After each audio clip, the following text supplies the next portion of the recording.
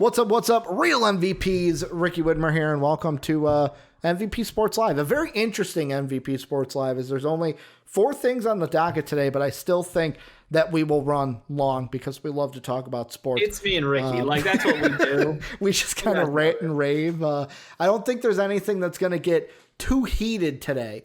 So none of those topics. But yeah, before we get into everything, just quick, join the Discord if you haven't already. Link down below or ! Discord into Twitch chat. You can support us at patreon.com/MVPvids.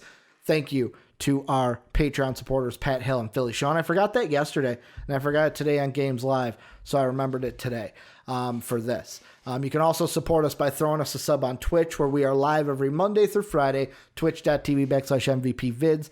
And we're also on YouTube at MVP Sports. Dave, what we're talking about today, a little football, a little basketball, a little college to end the show. Little nice, short, compacted topics. And the first one is football. We're going to dive into football before basketball today. And we're talking about the Cowboys, Dave, because we mentioned yesterday the Browns and Cowboys game. The Cowboys haven't looked good this season. They almost come back they come back and beat the Falcons. They almost come back and beat the Browns.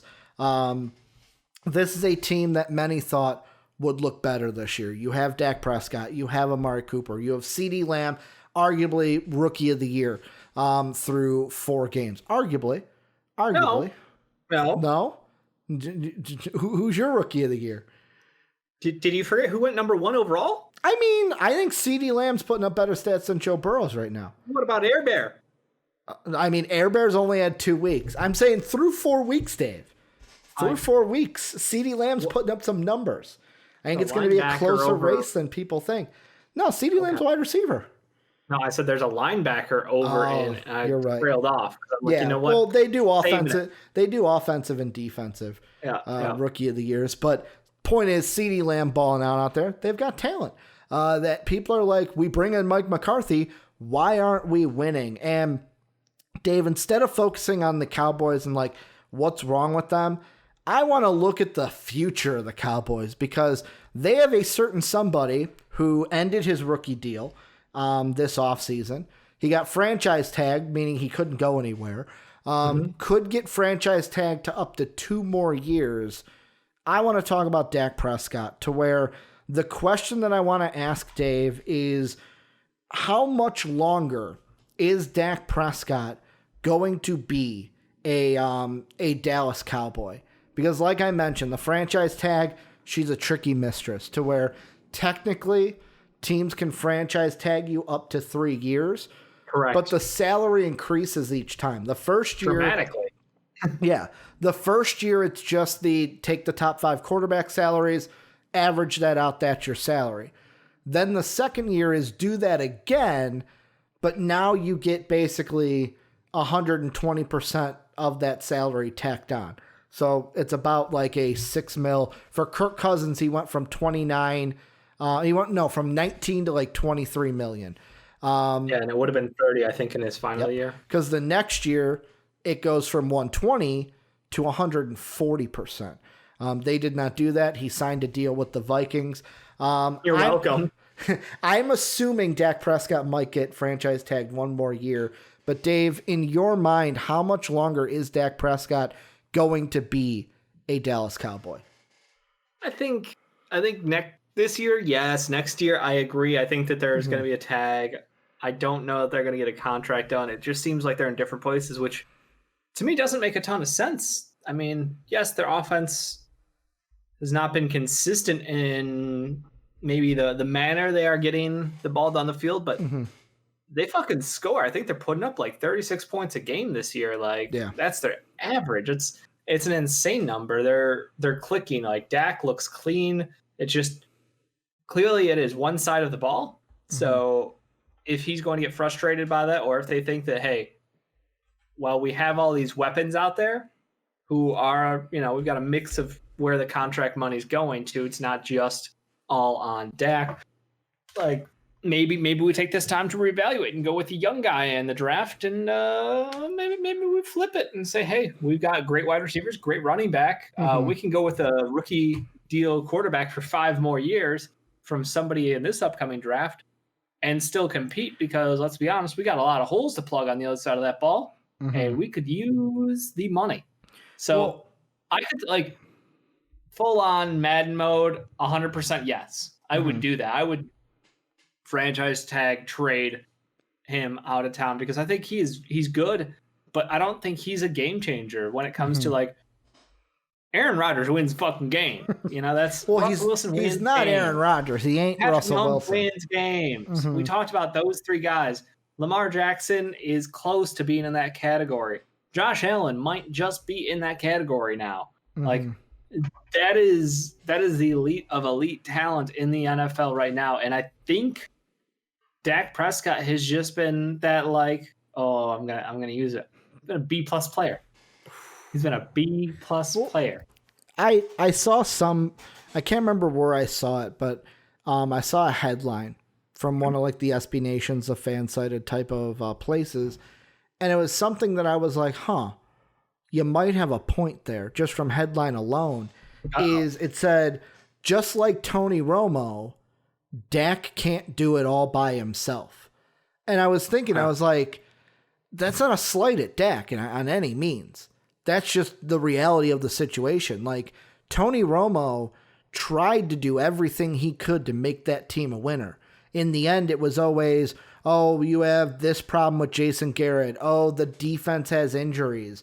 To where there was always something holding the Cowboys back. And there was an excuse. Yeah, there was an excuse. And I look at Dak Prescott, there's basically 2 years that were really good. His rookie year, or not his rookie, his rookie year, where they lost to the Packers. You lose to Aaron Rodgers in the divisional round.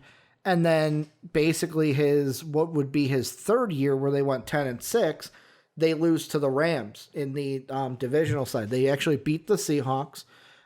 Then they play the Rams and lose there. Rams would go on to the Super Bowl that year, to where I think Dak Prescott he's not going to retire a Cowboy. That's what I think. He will be out of time. I don't know that anyone who's on a team right now retires on that team. Kind of thing. Like, I don't know there's any lifers. Big Ben. I called the Tom Brady shit. Yeah. I called that shit, and as much as you remember that conversation? I do. Yeah. I thought he was going to stay. I didn't think I rubbed it in your face. Yeah. I was a dick about it. Like, with Tom Brady, though, I wonder if he does the thing of, like, when he does retire, do you think Tom Brady does the 1-year contract to retire a Patriot? A 1-day contract? Yeah, the 1 day. That's what I meant to say. Like, hey, I'm signing a 1-day contract. If Bill Belichick is gone and it's just his man Robert Kraft up top, then sure. But if he can win a ship, does that even matter if Bill Belichick's there just to sign a 1 day and retire? Yes, because it feels like it depends on what he does in Tampa. If he wins a ship in Tampa, if he gets another ring, I don't know. That feels like a fuck you ring to me. Because, like, I'm trying to think here, and, like, going through Aaron Rodgers, literally, that was the whole talk of draft night. Yeah. Like, this man is going to come out hotter than ever. He is going to be playing with a whole lot of hatred and a whole lot of spite and a whole lot of chutzpah, because it's the FU. Why? How dare you draft for the future and not draft for the guy who just lost in the NFC Championship game, literally like a couple plays away from being in the Super Bowl? Yeah. And you're going to go out and draft my replacement and then a backup and then another backup with the first 3 picks of this fucking draft? Are you kidding me right now? No, we're talking about one of the most loaded wide receiver drafts we've had in a minute. And that's why I say I know.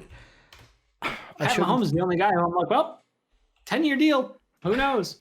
He was one I was going to say. Do you think Lamar Jackson? I know that the young guys, it might be a little hard. Yeah, you can't say. Yes, he's playing well. He's got an elite offense. He is mobile. He is accurate. Like, he's everything you want as a modern day quarterback. But that doesn't mean in 4 years, 5 years, if he gets hurt, he doesn't go jump teams, and try to get a second chance with somebody else. Like, just that is the NFL today. Like, Russell Wilson will probably retire a Seahawk. Maybe he will, maybe he won't. You think he'd move on? Yeah. Okay, because there have been talks twice in his career already. I think smoke. Part of me wants to say Stafford retires a. Part of me wants to say Stafford retires a Lion because no one else wants Big him. Ben are the only two guys who I will say. I mean, I would add either Drew Brees or Matt Ryan to that. How many years does Matt Ryan have? Drew Brees has been on 2 teams. Yeah, but he'll retire a Saint. Like, he's not going to go to a third team, is what I'm saying. Like, probably. he'll hang it up with the Saints. Not one career, in one team. Good point. Matt Ryan, maybe. But Matt Ryan, much like Joe Flacco, seems to be coming towards the end. And I think he'd take a job somewhere, keep playing because he wants to keep playing kind of thing. Like, other than that, I don't know. Stafford, the only thing is they might trade him. I think that. Good point. A lot of fans of Detroit are like, just somebody take him and enjoy him because we're not doing it right. Like, we're ruining his career. I've heard that shit on the forums from Lions fans, and it's like, I felt the same way. Just like you ruined Barry. You ruined Barry's career. Fucking Megatron. Yep. Like, these players. The Lions, where offensive players go to die. That's what it should say. Detroit, where offensive players go to die. What was the Bane line? It's like, I was born in the darkness. Yeah, I didn't see light until... I was born in the darkness. You didn't even know what the darkness was. I was Detroit born players. in it, molded by it. That is Detroit players talking to people around the league. But yeah, it's like, for Dak Prescott, though, I feel like, here's my timeline in my head. And there's 2 of them. The only thing that changes this is how bad does this team record-wise look at the end of this season, because right now, I know it's early because there's there's like 1, 2, 3, 4, 5, 6, 7, 8 teams that are all 3-1. So basically you have 8 teams tied for the 5th pick in the draft. But let's say they do get a top 5 pick. Let's say they get a top 10 pick. Let's say they're in the run for a Fields out of OSU, I can't remember if it's Lane or Lance. I think it's Lance out of North Dakota State. What if they're in the running? They do so bad to where they find out a way to get Trevor Lawrence at number 1. Like, anything is possible at this point. If they go ahead and basically are in a position to draft one of those top 3 quarterbacks, I feel like then the timeline is shifted to where I'm giving it 2 years, this year and next year. I don't feel like they tag him a 3rd year because of the money, because Jerry won't want to pay him. Like, I don't even think, like, if Jerry Jones won't pay him now, no way Jerry Jones that's what he does. Wants to pay. Well, that's the thing that's going on right now is Dak's like, I'm worth this. And Jerry goes, no, you're not. You're worth this. Now, it's not the worth, it's the years. That's the argument right now. Well, you get more money with years, too. No, you get less money though if you sign a longer term deal. Yeah, like Dak wants a short term deal so that way he can re-up for more money. And Jerry wants to sign him to a long year terms so that way he locks in like the average rate for QBs this year. Yeah, kind of fucks him over. There's been multiple quarterbacks who do that. Like, yes, you're the highest paying contract today. Well, you want to capitalize 5 on years. When you re-up, they'll be like, how come there's 22 quarterbacks making more money than this perennial all NFL QB over here? Yeah. Well, that's because he signed his contract 5 years ago. Yeah. Like, well, it's like we see in the NBA where guys are like, well, we saw it with like the TV deals where it's like, well, I don't want to sign a long-term deal because I want my free agency to come up in this year so I can get some of that TV money. At the end, the NBA just feels like it's every year it's just gonna be like, I'll take a 1-1, I'll take a 2-1 at tops. Like, there is no long-term planning for NBA teams saying how contracts are going to be. So I feel like NFL is starting to get that idea of like, hey, I need to get my money as soon as possible. I don't need to sign a 5-year deal and trap myself here. I understand the Mahomes deal. I mean, $500 million is a lot. Well, and plus you win a Super Bowl. Mahomes is in a different situation. That team is winning. That team is going to AFC Championship games, Super Bowls. Do you think Dak would want out? Do you think that if he had the option of taking... I don't know him. I don't know him personally. I would love to. Dak, give me a call sometimes. Love to have you on the show. But I would feel yes. Like, how could you not want to? Like, you've been on a team for 4 years now where the owner doesn't know what the fuck to do. Didn't fire the head coach that deserved to be fired because you're friends with them. And then when you do fire him, the team is like I was looking at just Cowboy Nation on Google and stuff, and there's articles that are like, Dak's not the problem, Jerry's the problem.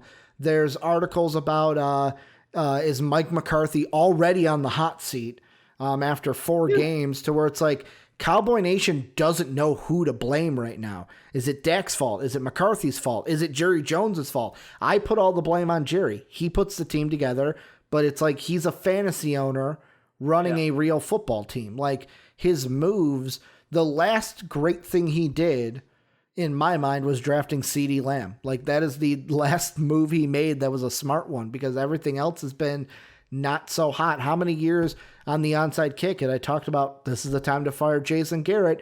You're not going to win under Jason Garrett, but no, he's a Jerry Jones guy, so he's going to get the rub to stay, to where if I'm Dak, why would you want to stay there in a place to where it's like, well, we're not winning right now, and even when we do win, we're not going anywhere. Like, at least like Patrick Mahomes on the Chiefs, oh, I lost the AFC Championship game, but we were in it, and we could have won that game. Mm-hmm.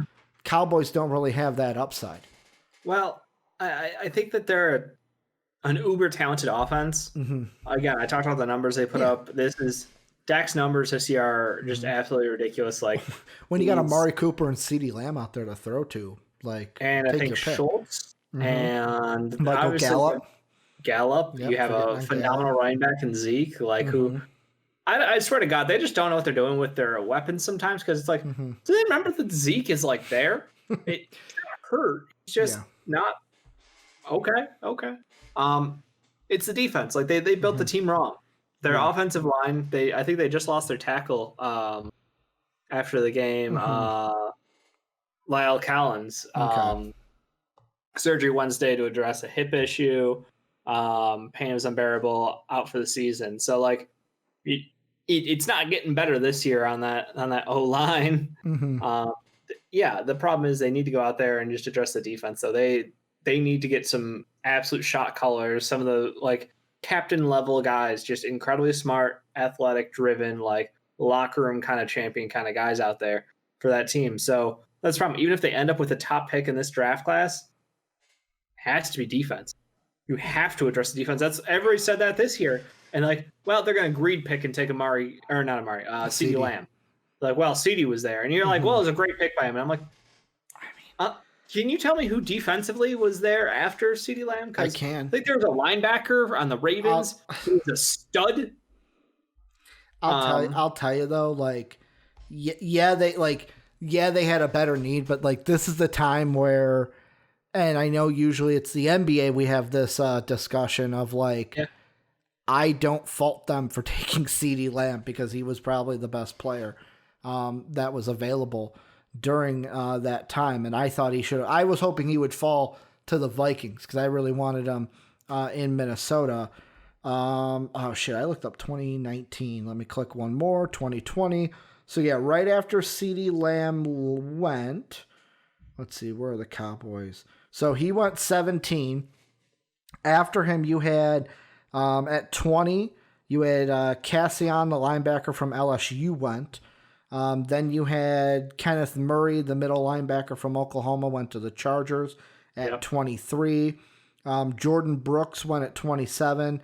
Patrick Queen, which people liked, went to the Ravens at 28. He's a guy who people are extremely high on.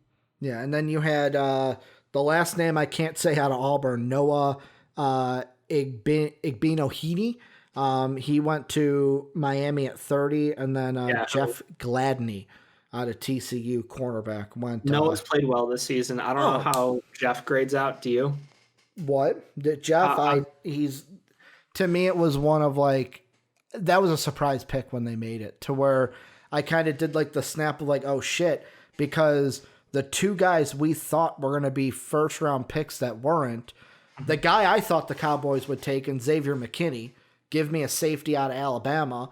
And then also you had Gross Matos out of Penn State, who was that edge rusher that you were talking about, to where like there were guys they could have taken. I know also Grant Delpit fell out of the first round. I know he's injured now, but like, yeah, there were guys like McKinney, Gross Matos, Antoine Winfield Jr., Delpit, like there were defensive guys. Trayvon Diggs was mocked in the first round. He didn't go in the first round.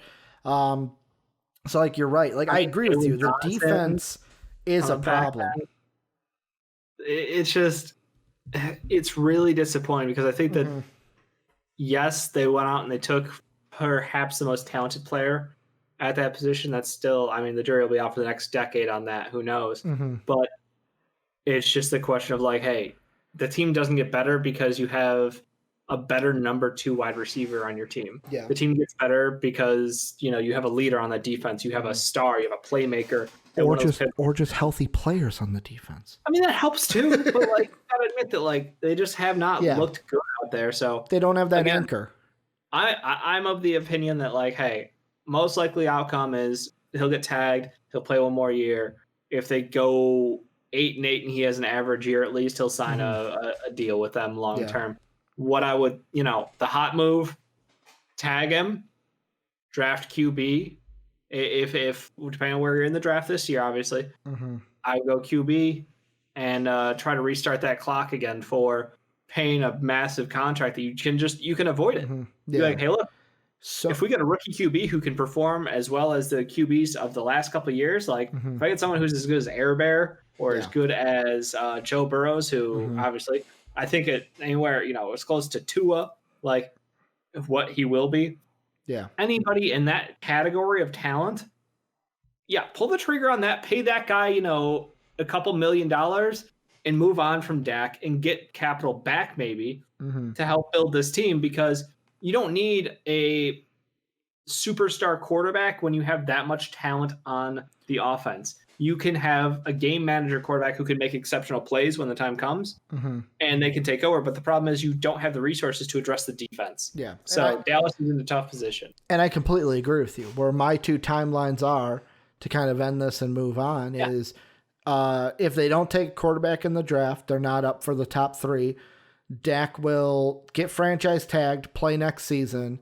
Then Jerry will be like, well, I don't want to pay you as much. Basically what happened to Kirk Cousins. Is tagged 1 more year, doesn't get tagged for the 3rd. We'll then find a team where they'll be like if the Bears are sitting there and don't have a quarterback, I don't care how many years you want to play for, just play for my team. There will be teams like that just throw themselves at Dak. A top quarterback in the draft this year, and we have a shot at Dak. Yeah.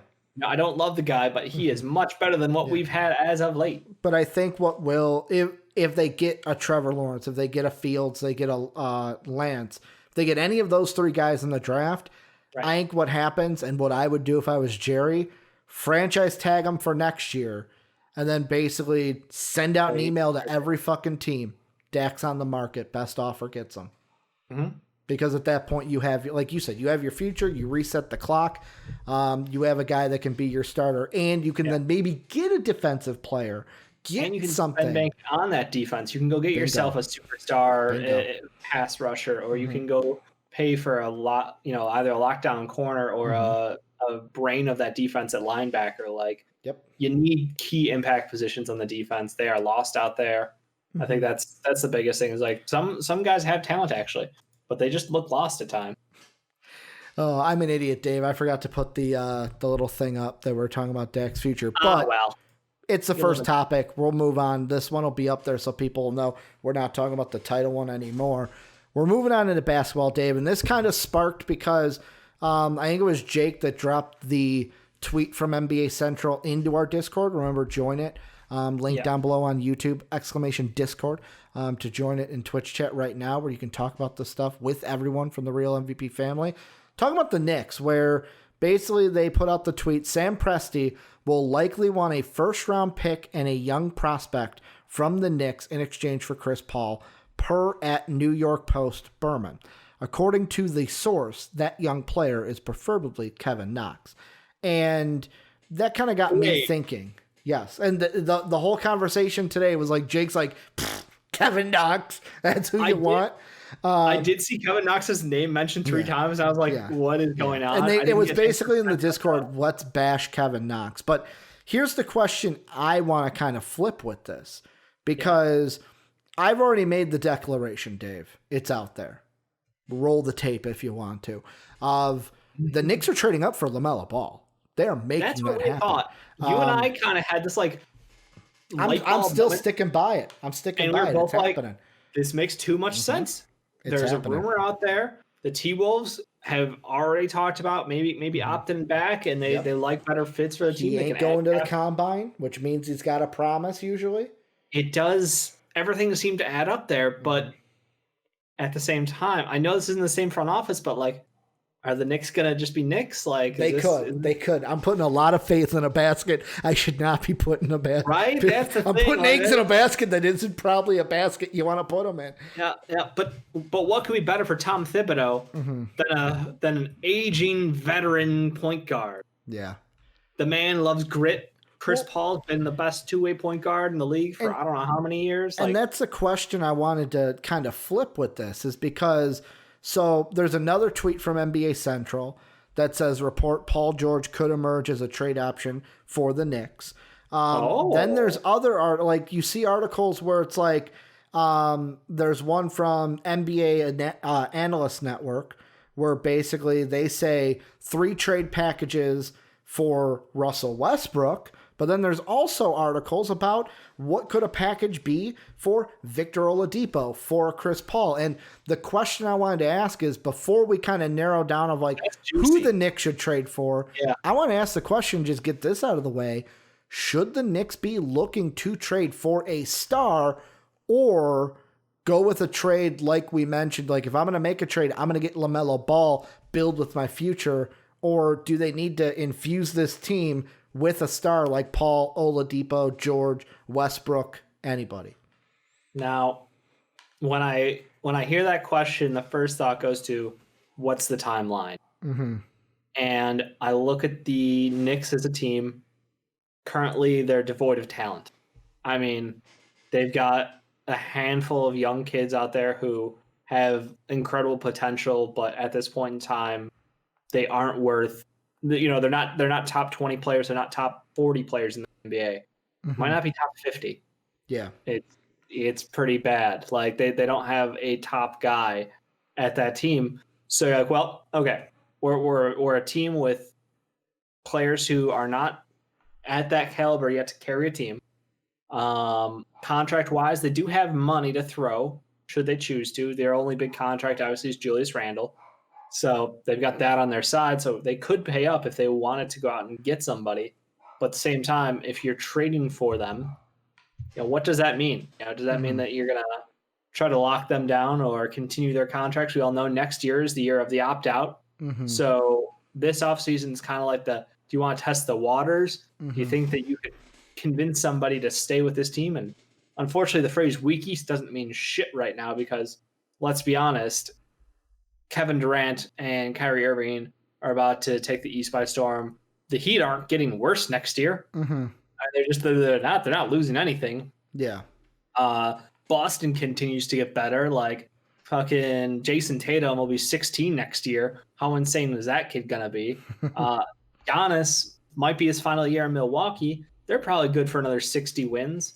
Like this is perhaps the most stacked the East has looked in a long time, and I'm just wild carding. I have no idea what Philadelphia will be. They could be a shit show. They could be great. Who knows? It's too hard to call right now with what's going on that roster. So like I look at that and I go, okay, the top of the East is packed. Who do we have to get to compete on that level? Like if I can pair Chris Paul and Paul George, would that do it? Like can those two guys carry a team? You can make it to the playoffs with those two guys. But, one's known for being hurt in the playoffs, and the other one's known for choking in the playoffs. So, like, yes, there's a chance they can fix their narrative. Maybe they can play ball. It just doesn't make sense to me. I'm a long-term thinker. I think that this is a team that should go the rebuild route. It just doesn't make sense to me to go all in on a year when next year you could literally have a team with LaMelo Ball at point guard. You got RJ at the 2 or the 3, and you can look to add a superstar who is available off contract. Yeah. Any one of the names. There's like 12 guys who are going to be massive contracts. They will have the cap space to afford 2 of them. Like there's no reason they should go out and try to pony up, all their stashed picks. And I understand those Dallas picks now look like a fucking joke. I get you. But they're still worth something. There's still value there with late ones. They could be anywhere from 20 to 30. So the team needs talent. Mm-hmm. Build slow this year. Try to do some of those, 1-and-1 kind of contracts to trade big people midseason for playoff value. And then just roll out the cash, roll out the plan. We got the coach. We've got the money. We've got the young prospects. All we need is the stars to come in on this team. Mm-hmm. Now, the problem with that is continuing that losing culture for one more year. Can they deal with that? Because losing when you're young and not having someone there to be like, hey, man, there's a light at the end of the tunnel. Like, we're going to get better. Like, Chris Paul as a mentor on that Thunder team was huge. And again, not giving Adams and Gallo enough credit there, but he was huge for that team and that mentality. He flipped the script on what that team should have been. It depends on this year, though. It depends on Tom Thibodeau, where the way I kind of look, like, to go off of what you just said, because there's a lot of stuff that I'm like, oh, I want to mention stuff. But like what you just said with the losing culture, I agree with you. When you're losing young, it's easy to like fall into well, that's just how it is. This is just how it is in New York. I feel like this year is the most important because Tom Thibodeau, it's his job to reset the culture of like, hey, even if this year is a bad year and we don't win a lot of games, the timeline is reset. Everything that happened before this season, forget about it. Doesn't exist. It is out of your mind. What is now on your mind is from this point forward, what are the Knicks going to be? And I almost go, don't trade for a superstar this year. Don't do it this offseason. Not even because of you can get someone next year. Not even because of that. You mentioned how stacked the East is going to be. So what, you want to get a superstar to basically do what the Thunder did? To compete, get an 8 seed, lose to the Bucks, lose to the Heat, lose to the Celtics, lose to anybody who's that top seed? That ain't going to help you. Then that draft pick ain't going to help you. Like, I think the choice is there's two timelines that can happen. Yep. They either do what I proclaimed, trade up for LaMelo Ball, which their starting five would be. So right now with what's on the roster, the starters look like Peyton at the 1, RJ at the 2, Bullock at the 3, Randall and Robinson at the 4 and 5. Peyton would move to the bench. You'd have LaMelo Ball starting with RJ. And it's like, even if you have to give up your pick next year in that deal, I think it would be protected, at least top 3 protected. You'd have to. I couldn't imagine. Like next year's draft class. Maybe you squeeze out a top 5 protection, but I think top 3 is all you're going to get from Minnesota. There's a chance the Knicks aren't that good next year, or it's like if you're well, I'll say this, even if they're in the same spot they are now, where it's like they were the 6th pick before the lottery, where it's basically like, you know what, we're gonna draft wise, we've got LaMelo Ball, we like him, we're gonna roll the dice on next year, hoping that the ping pong balls or that Adam Silver basically gifts us a top 3 pick, because it's rigged. We all know it is. Sometimes it is. I mean, the Bulls, they finally gave us a chance to do something. I mean, they gave us a top 4 pick. We got to 2. We didn't get 7. They were like, hey, at least you didn't get 7.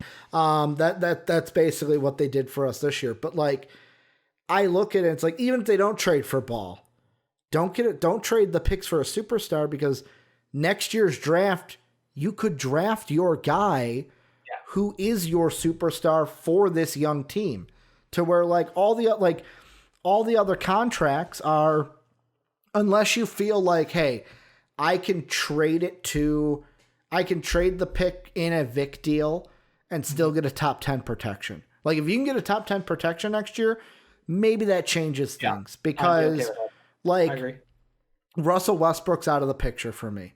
And the reason why I say that is his contract isn't up until after the 2022 season. Way too long. That's 2 years. But I'm saying it doesn't set up for that free agency year. Is the one that you talked about. They literally have enough money to do 2 full max contracts. But do you want, like, it depends on then who, like, if you then draft or you trade for Russ, you're limiting yourself to where you then have to target a certain player to match with him. And then it just becomes the side of things of like, well, if we don't get him, fuck, where are we at? Paul George, Victor Oladipo, I believe, and everything else, they're set to that timeline to where they basically don't have the caveat of like they're up towards like you can re-sign them if you want, but you don't have to say, well, we already have so-and-so. Now we have to find someone to pair with him, rather than we can make a decision of do we keep him or do we not. Oh, I think that Paul George has a player op. I don't know. He does, but aren't we the same way? Aren't we accepting that with him, his player op is where Westbrook's last year? Yeah, he's opting out. So like, you can either then choose to re-sign him and go after him, or basically say no, he's not a part of the plan then.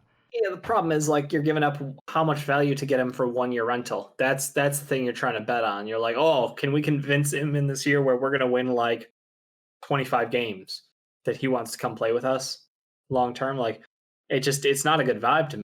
Like it seems like ass, you know?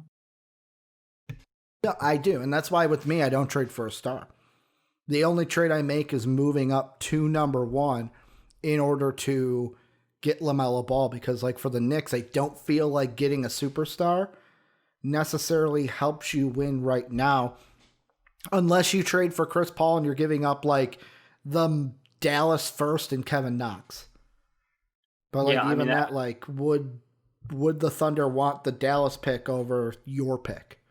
Yeah, that's the big question. I would give up Dallas first, Kevin Knox, and toss in another future protected pick, whether it is Dallas's rights to swap, maybe something like that. I just don't see it. You're all right over there, big guy.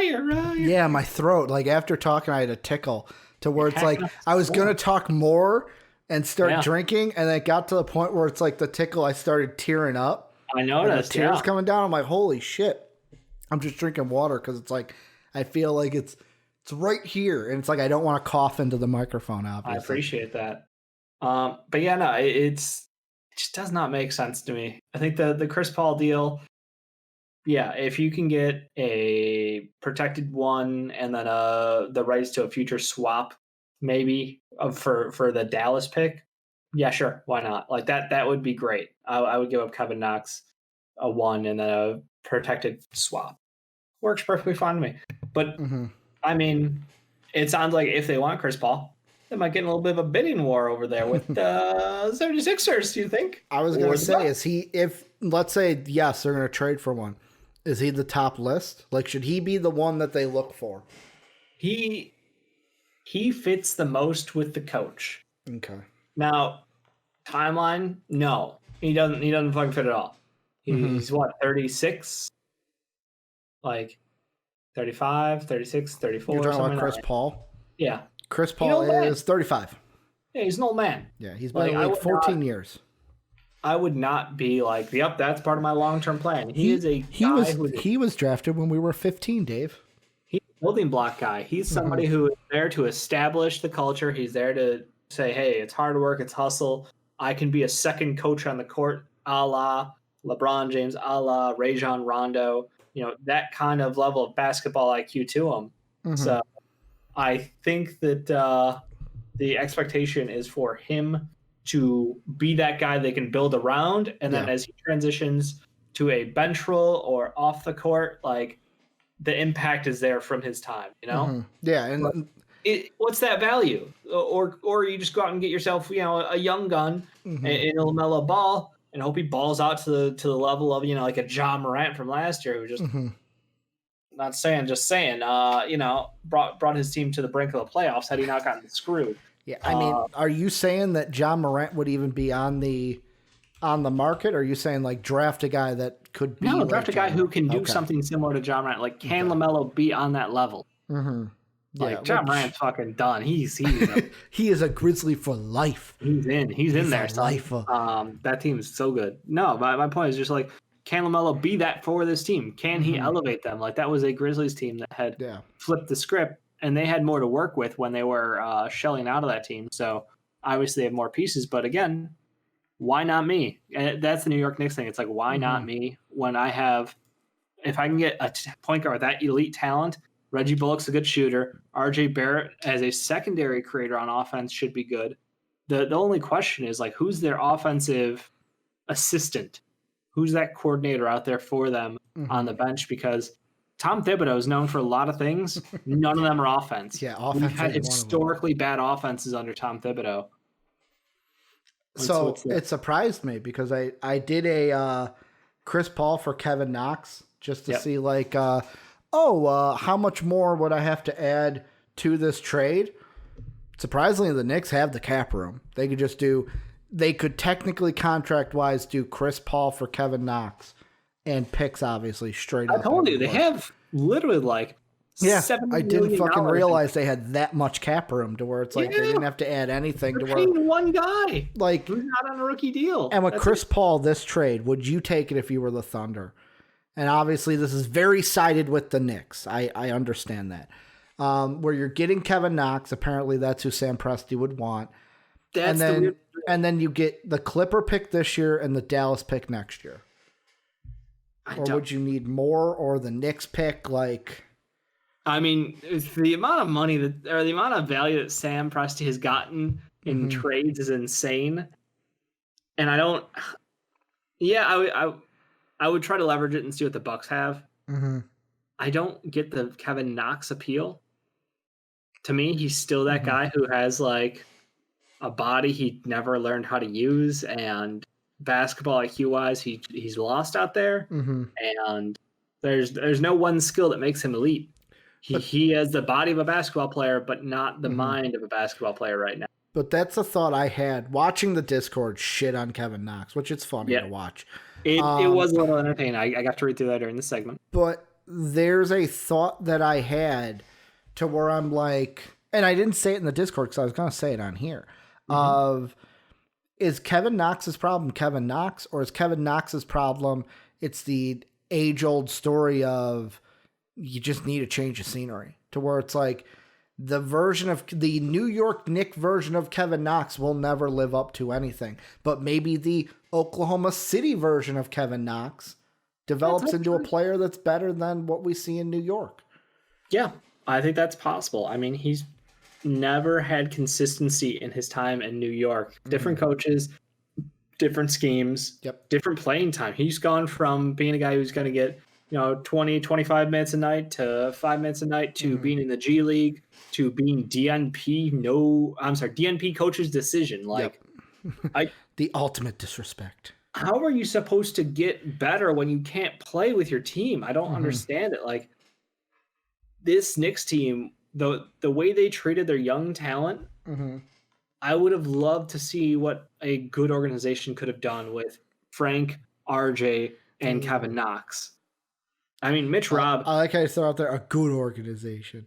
Mitch Robb, through sheer just physical dominance, is who he is. But like, could you imagine him if he was coached better? Could you imagine him if his playing time was consistent? Like, what he could be now? Yeah.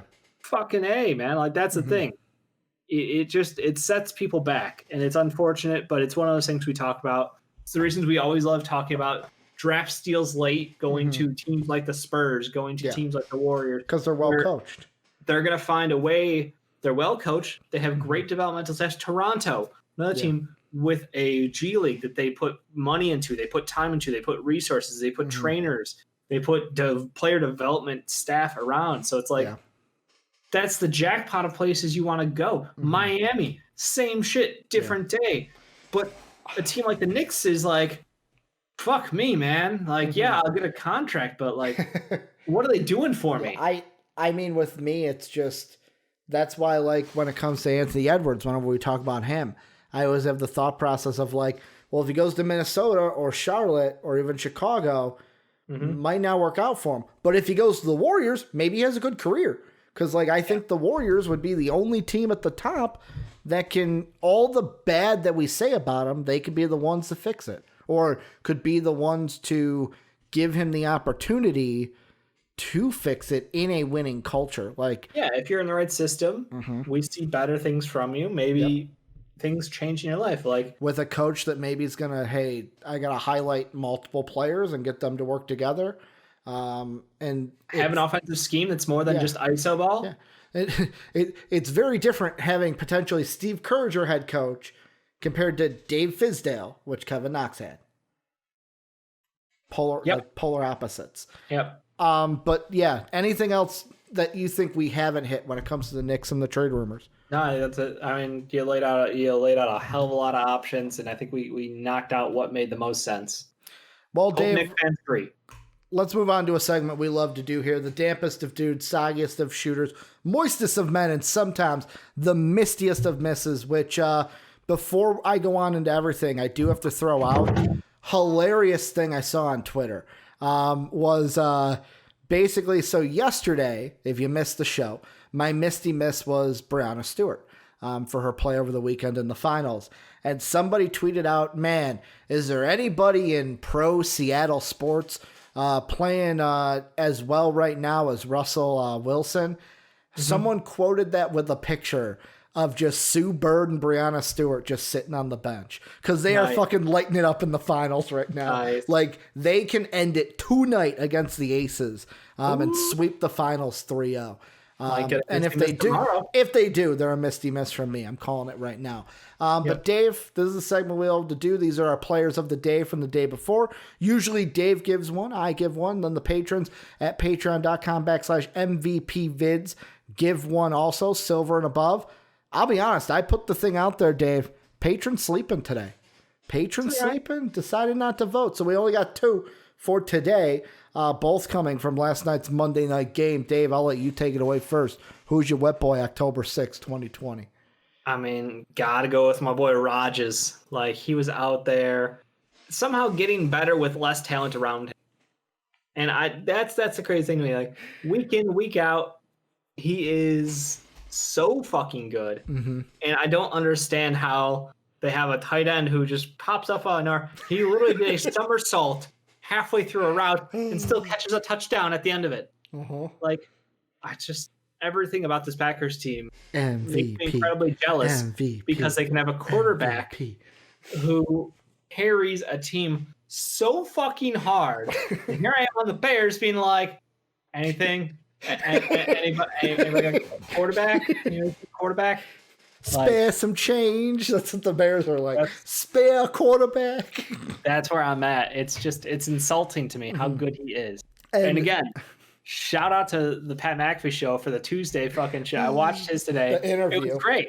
He's an incredibly likable man now. I don't know what, I can't hate him as much. So when I was doing this wet boy, I was like, oh shit, I forgot that Dave said this was the old Aaron Rodgers picture, but I can't change it. You want to know why? With how good he's playing, with all the decimation, the smirk he's making right now, Dave. Like, that is just spot on. Like, you know what I'm doing. You know what I'm doing out there. And I absolutely love that both the guy you said is going to win MVP and the guy I said is going to win MVP are having great seasons to where it's like, oh, who's going to win in the end? Dave's guy or my guy? Like, right now. It's not completely over after week 4. Yeah, that tight end you mentioned, I'm going to fuck up his last name. I think it's Tonyan, Robert Tonyan. Fucking didn't know who the hell you were 2 weeks ago. Say it again. Tonyan. Robert Tonyan. Didn't know who the fuck you were 2 weeks ago.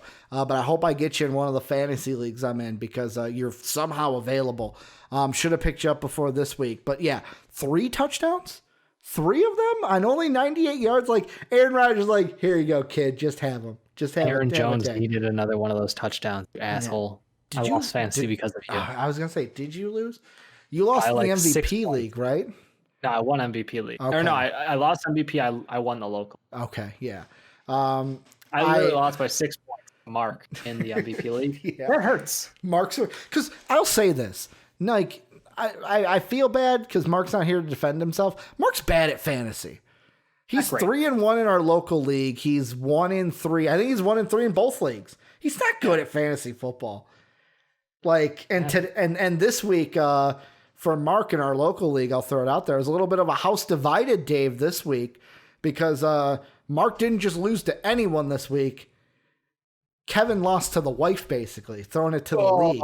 Mark lost to Mrs. Weber in that household. So Mark's not only last in the league, but the house divided. He came out on the bottom when it comes to his household. But Dave, let's end things real quickly with some some college football news.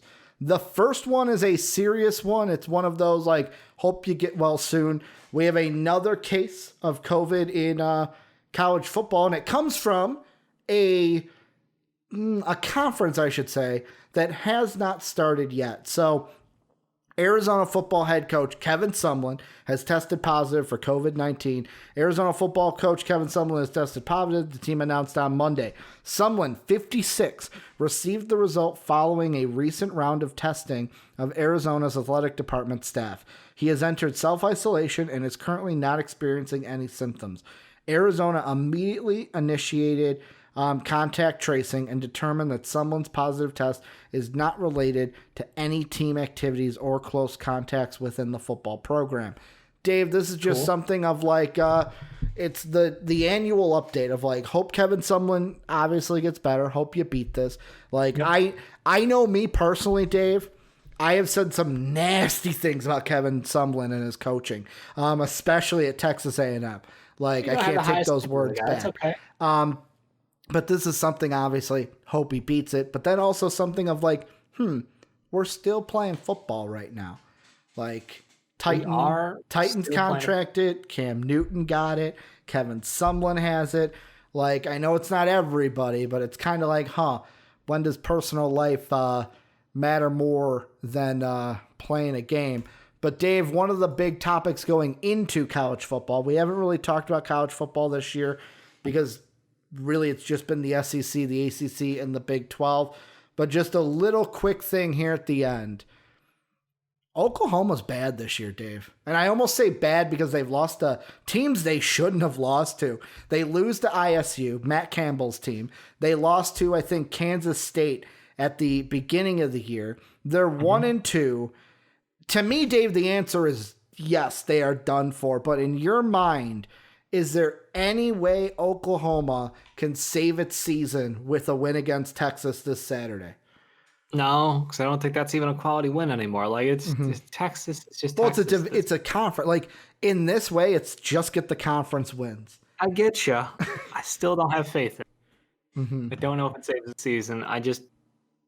I'm not a fan of what they're doing right now with playing, and maybe that's killed some of my enthusiasm around the game. Yeah. I'll be honest. Like, college football, I still get up for the big games.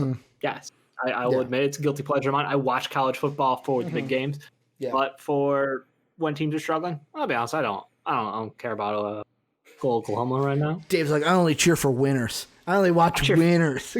I mean, that's how I started watching. You know, when you grow up and the first team you see is USC dominating for 3 straight years, it's hard to go back. It's hard to go back. But I don't think they can save their season. I think it's over. I think they've been exposed for who they are. They're a bad team. They'll still end up being positive by the end of the year, but like not for COVID, but like positive win or loss, right? I see what you did there. I was like, please don't be making that joke now, Dave. I did make that joke. I mean, for me, they're done. Like, even if they even if they did win this week, that would mean you would have to have, like, I know Oklahoma is going to play Oklahoma State on, November 21st. So that's going to be a big game. Right now, I don't even think you win that game. Like, you would need Oklahoma State to lose once and then you beat them. You would have to win out the rest of the year. But the thing you would also need to have happen is both ISU and K-State would have to lose 3 more games this year.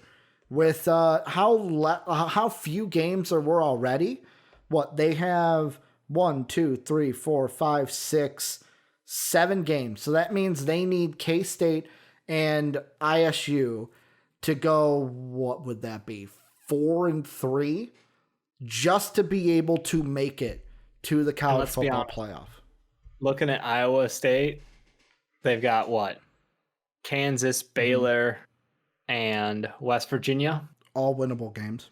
All very winnable games. Texas Tech, always a toss-up. I feel like I can never count them out. Obviously, the Oklahoma State game, I favor one team, but who knows for now. Not going to make a statement. Now make a claim. And then obviously Texas. So we'll see. But like, it does look like ISU might have an easier path in at this point. Well, I mean, the thing that sucks for the thing that wouldn't have killed Oklahoma is if they just had one of these losses. Because then they can say, like, for example, let's say ISU was the only one that beat them. They can say, well, okay, we need 3 losses from them. They can lose to OK State. They can lose to Texas. And then when they play K-State, we just got to hope K-State wins that game. And we'll be good. They'll have 3 losses. The tiebreaker won't come into hand. But it's like, now you have to basically be wishing for that Oklahoma State and Texas get it done against both those teams. Basically, then whatever happens in the K-State ISU game happens. But then whoever wins that game has to get upset somewhere else. Where I know in college football, upsets can happen. I just look at it and I go, you're getting to a point to where if you want to stay mathematically in the race, you have to win out. Like, that's no question. But, like, I think that everything that Oklahoma needs to basically go to the college football playoff is chalk it up. This year's done. Like, 2 losses, not like if we had a non-conference football year, it would be a little different. But because we don't have that, and you don't have those big non-conference games to weigh you down, we're not going to have that situation of like, oh, Ohio State didn't win the Big Ten, but they're still going to get into the playoff. Right? I don't know. It at the end of the day, you're putting it in other people's hands, which means you lost. Dave's like, if it's not in your hands, you're not going to win. That's how I feel. Mm-hmm. Yeah. Although I did just realize, I know this is late to the game, but Trey Lance did play his game of the year. He did. His only game. I think it's the showcase. That's why. So about that, everybody now is talking about Trey Lance versus Justin Fields. There's a part of me that's like, do we talk about it sooner rather than later? And I had this thought, Dave. Since now we have the footage on Trey Lance, basically shortly after the Big Ten starts their season, probably like maybe 2-3 games into the Big Ten schedule, if they make it that far. Yeah. After the Big Ten starts, we will have a discussion on here of basically the draft discussion of Lance versus Fields. Because I think that's the thing. Trevor Lawrence is at the top, and then I think it's who you're going to take second. Who's the guy that out of the gates early looks the best? Because this is the only sample size we're going to get from Lance this season.